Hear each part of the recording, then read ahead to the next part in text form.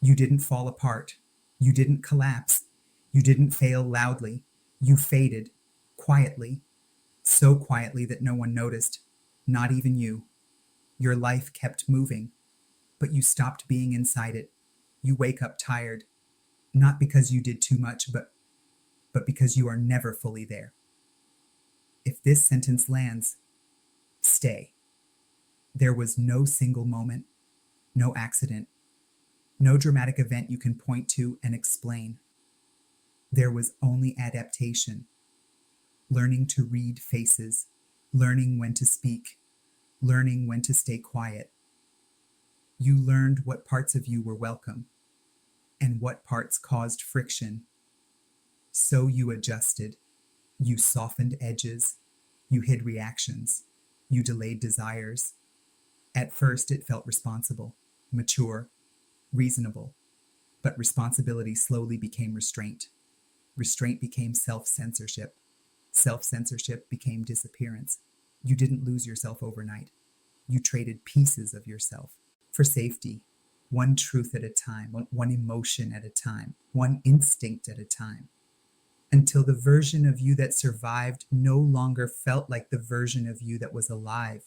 You still function. You still answer messages. You still show up. But something essential went offline. You don't feel sad. You feel distant. You don't feel broken. You feel muted. And the most painful part, everyone thinks you're fine. Because you became very good at performing okay. Somewhere inside you there is a quiet longing, not for change, not for success, for return, a desire to feel present again, to feel weight in your body, to feel emotion without rehearsing it. You miss something you cannot name, and that confusion makes you doubt yourself. Why am I like this? Nothing is wrong, and I should be grateful. But gratitude does not cancel grief, especially grief for the self you lost without ever saying goodbye. You miss the version of you that spoke freely, that reacted honestly, that trusted their own sensations. That version did not die. It went quiet to protect you. And now it is tired. Tired of being suppressed, tired of being postponed, tired of being told later. If you feel this tension in your chest, that is not discomfort, that is recognition. Do not fix this feeling. Do not explain it away. Do not rush to optimism. Just stay. Stay with the truth of it. Because the moment you admit, I am not fully here, is the moment the return begins. Breathe. Slower. We are only at the beginning. Let's slow this down, because what happened to you was not dramatic. It was subtle. The most dangerous losses never announce themselves. They feel reasonable. You learned early that certain emotions created instability, conflict, withdrawal, distance. So your nervous system did what it was designed to do. It adapted. You didn't stop feeling. You learned when not to feel. You didn't stop wanting. You learned what not to want. You didn't stop being yourself. You learned which parts of yourself were unsafe. This is how disappearance happens. Not through trauma alone, but through repetition. Small moments where you chose connection over authenticity. Moments where you swallowed words to keep peace. Moments where you told yourself it's not that important, until the habit of minimizing yourself became automatic. And automation is powerful, because it feels like choice when it is actually conditioning. You began to live strategically, scanning rooms, adjusting tone, managing reactions. Your body became a sensor, always checking. Is this safe? And slowly, the part of you that acted spontaneously went quiet. Not because it was wrong, but because it was unprotected. The world did not meet you with enough safety for your full self. So you reduced, and reduction is not failure. It is intelligence under pressure, but intelligence without revisiting becomes a cage. This is why you feel that ache. Not sadness, ache. A low-grade grief that follows you quietly. You don't cry easily.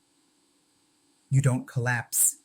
You just feel slightly disconnected from your own life, like you are present, but not inhabiting, like you are moving forward, but not arriving.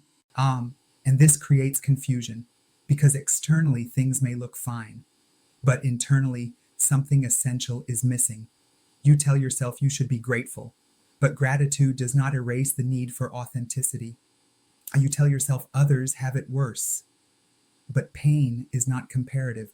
You tell yourself this is just adulthood, but adulthood was never meant to feel this empty. What you desire is not chaos, not drama, not escape. What you desire is presence, to feel inside your body again, to speak without rehearsing, to want without guilt, to exist without shrinking.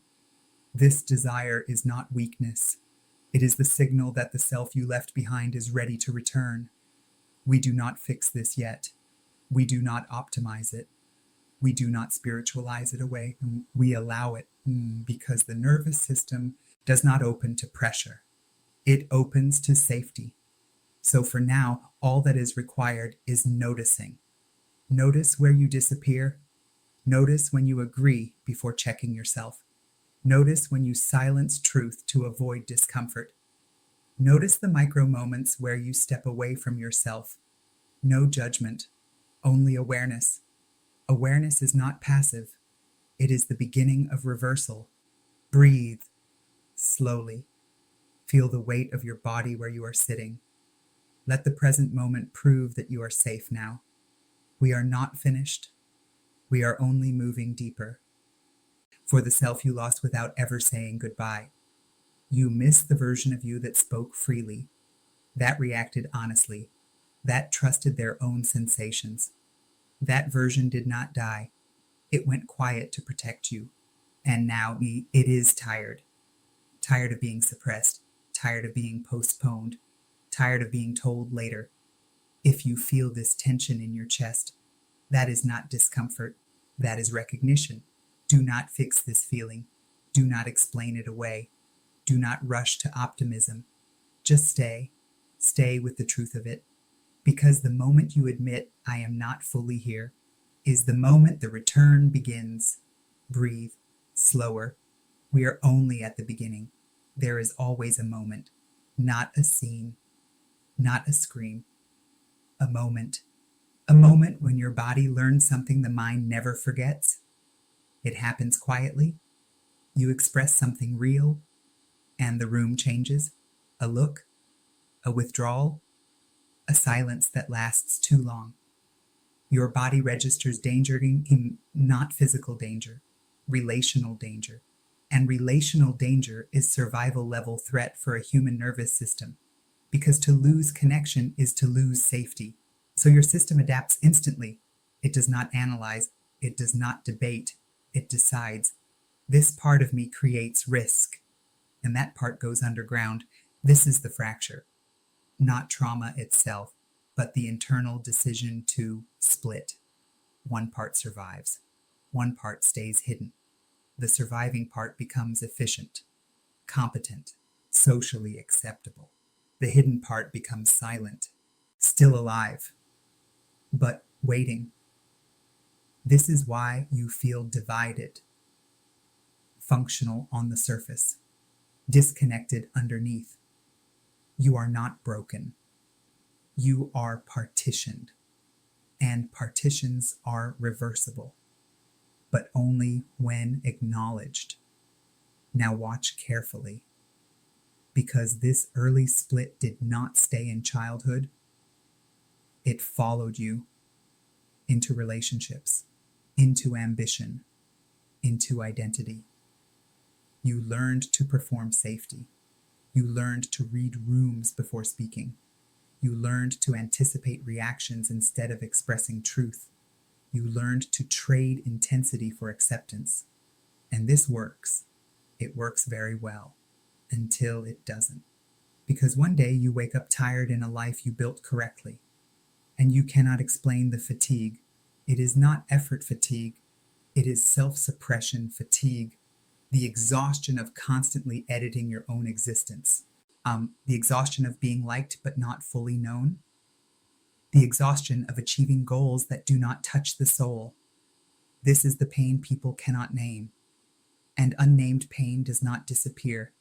It becomes anxiety, numbness, restlessness, a vague sense of something is wrong without evidence, why you cannot think your way out. This is important because many intelligent people fail here. They try to understand what is happening cognitively. They analyze patterns. They read books. They optimize behavior. But the fracture did not happen in thought. It happened in the body. And the body does not respond to explanation alone. It responds to experience, to slowness, to safety, to being met without demand. This is why rushing healing reinforces the wound, because urgency feels like the original pressure. So we slow down. Again, breathe, longer this time. Notice your chest. Notice if it tightens as we speak.